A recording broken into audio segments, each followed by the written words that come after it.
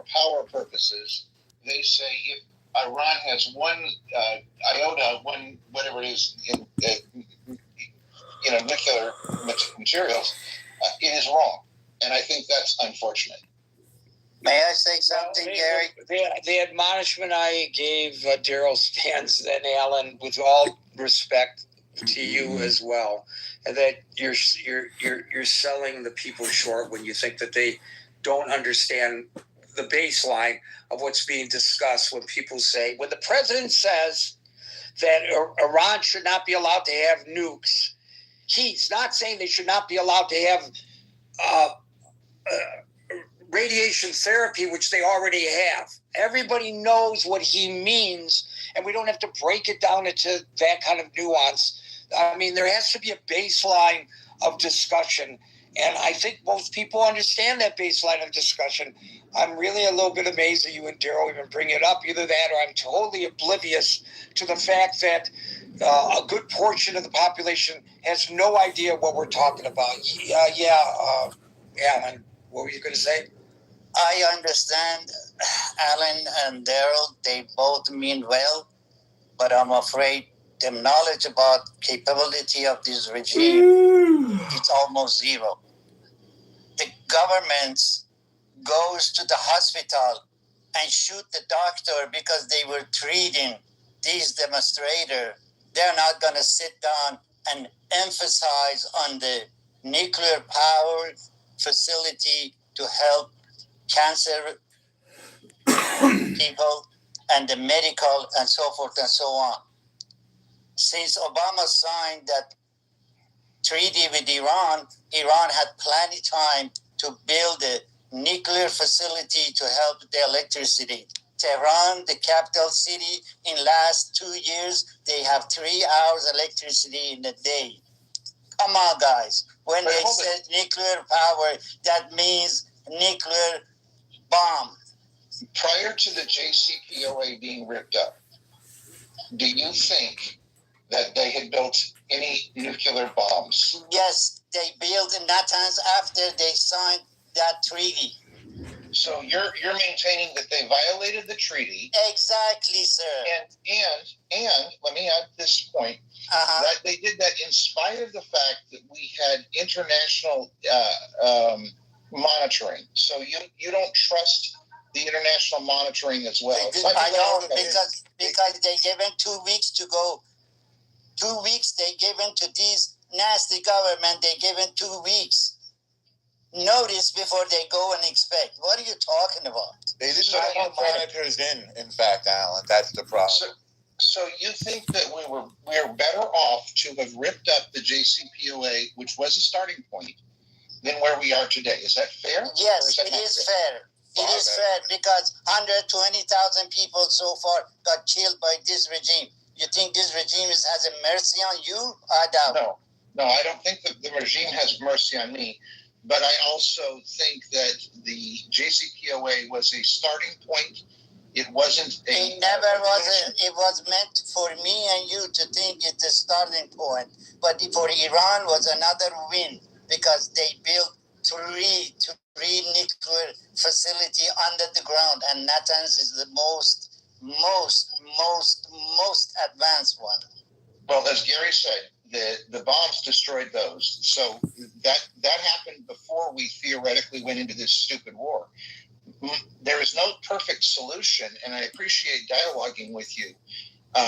But, Iran is not going to give up everything without... I mean, I think the JCPOA, I have yet to be convinced that it was this horrible deal and worthy of being ripped up. And so I think the point I'm trying to get to is, you can't talk about what happened after the JCPOA was ripped up. You can't say they had nuclear weapons after the JCPOA was ripped up because we didn't abide by it. We don't know where we ripped it up. That was why we ripped it up, Alan. Okay, so we can have a discussion about the JCPOA, and there are going to be people who think that it was a great starting point, and other people who think that it was because of the sunset clause on it, it was worthless. But I I think the point that Alan, the moderator, is saying to Alan, the caller, is that anytime there's any agreement with Iran or its proxy for any kind of stand down, it is used by Iran and its proxies to rebuild and that the JCP. But the fact still remains that Iran cannot be trusted to abide by any agreement that is reached.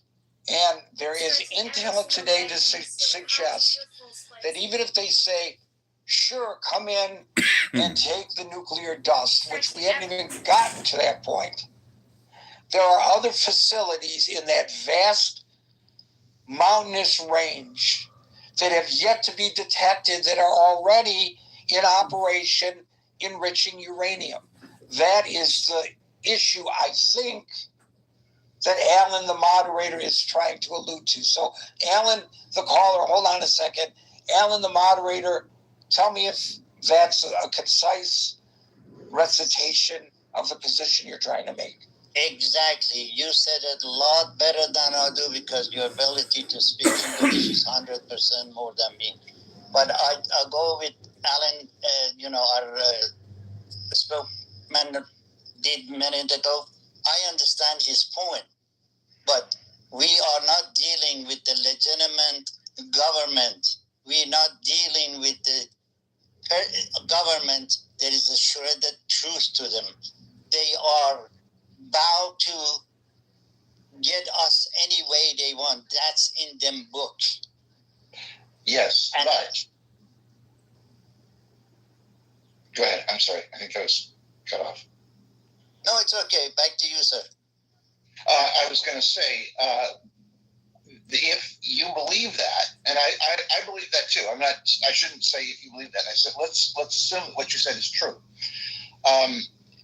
It seems like the current agreement, the proposed agreement, is even worse because we spent all of this money back in 2014 or 2012, whenever we did the JCPOA. We spent all of these millions and millions and billions of suitcases of dollars, and now we're going to spend them all over again and give them even more resources. So even if I accept your point, which I do, how are we better off with this current agreement than we were with the JCPOA? I never said we are better off. We are 10 times worse, sir.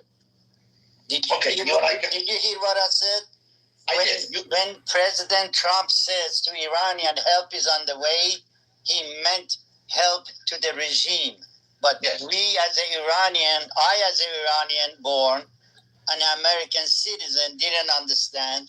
80 million Iranian, they did not understand. He meant he was talking to regime. They thought they talking to them.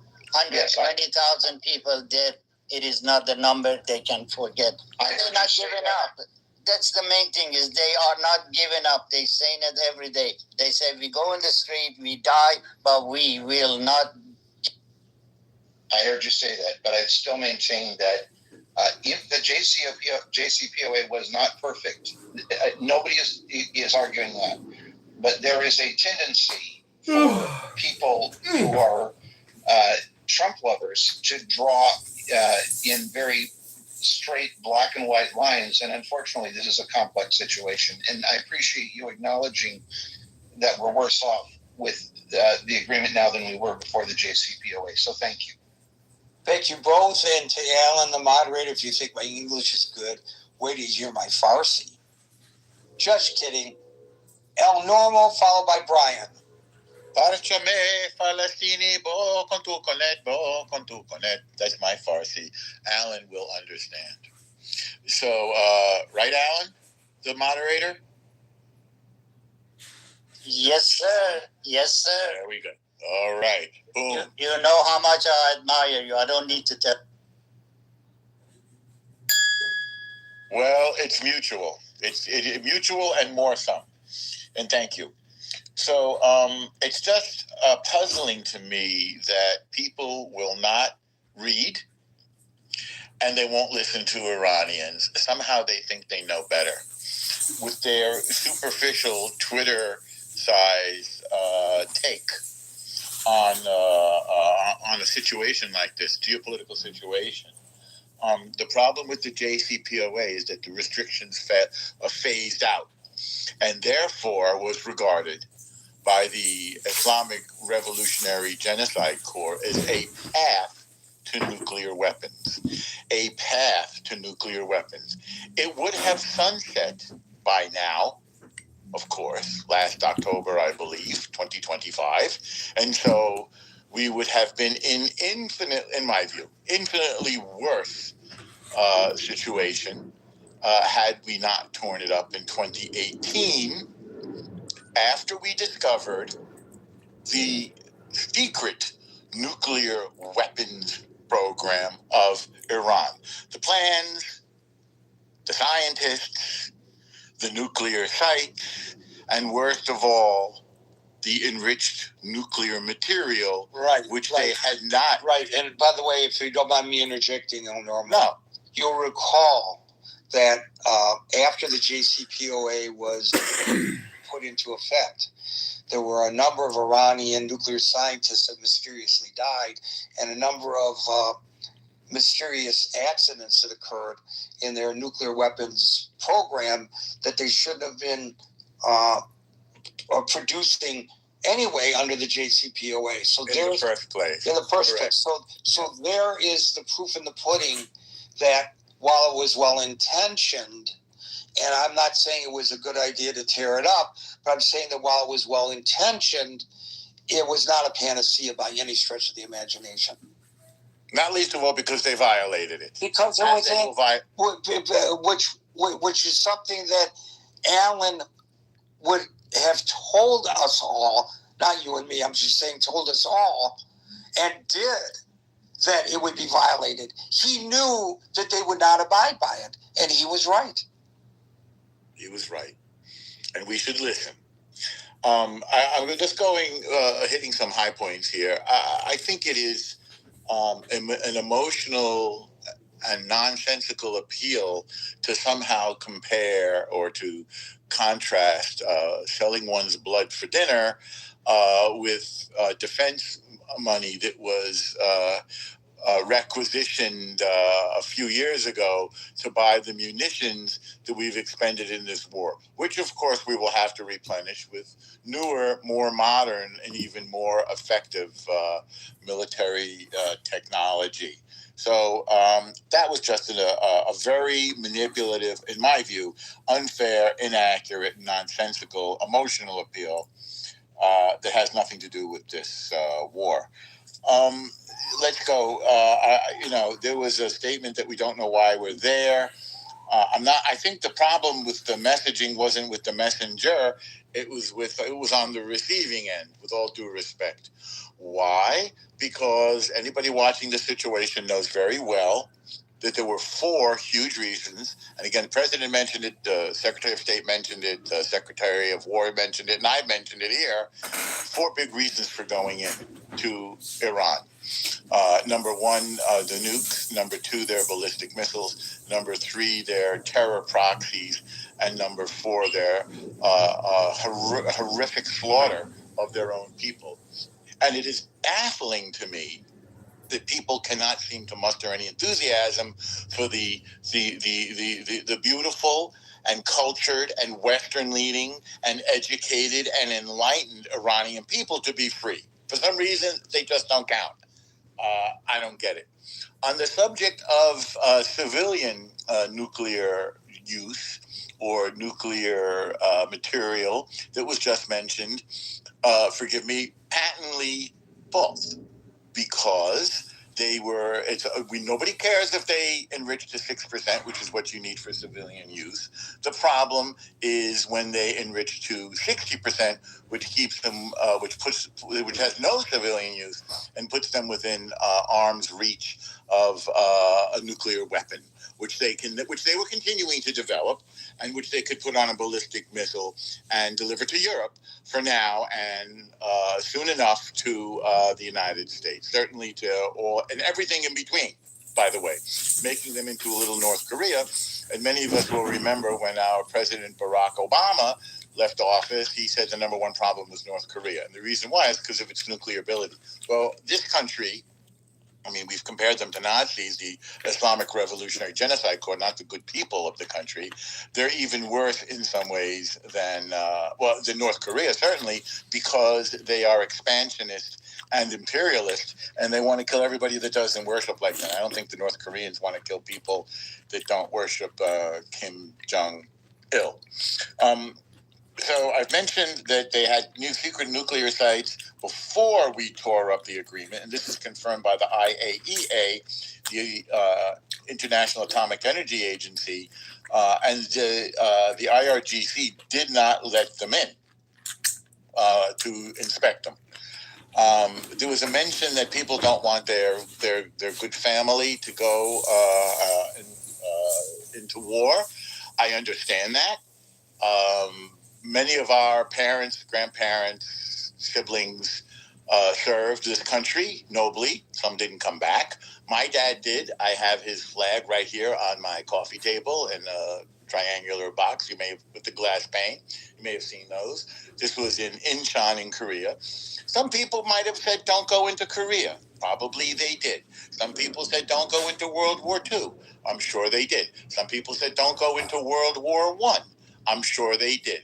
Unfortunately, all of those people were in the wrong because the United States is willing and able to defend the rule of law, a laws-based society, which includes freedom of trade and freedom of the seaways and freedom of information, by the way.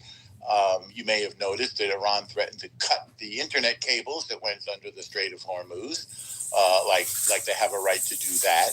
That has to do with freedom of information. You'll have noticed that they cut off the internet in their country after they slaughtered what Alan just estimated, and I believe it was 80,000 of their own citizens. So if you still believe in freedom, then it would be puzzling to me why you would disagree with our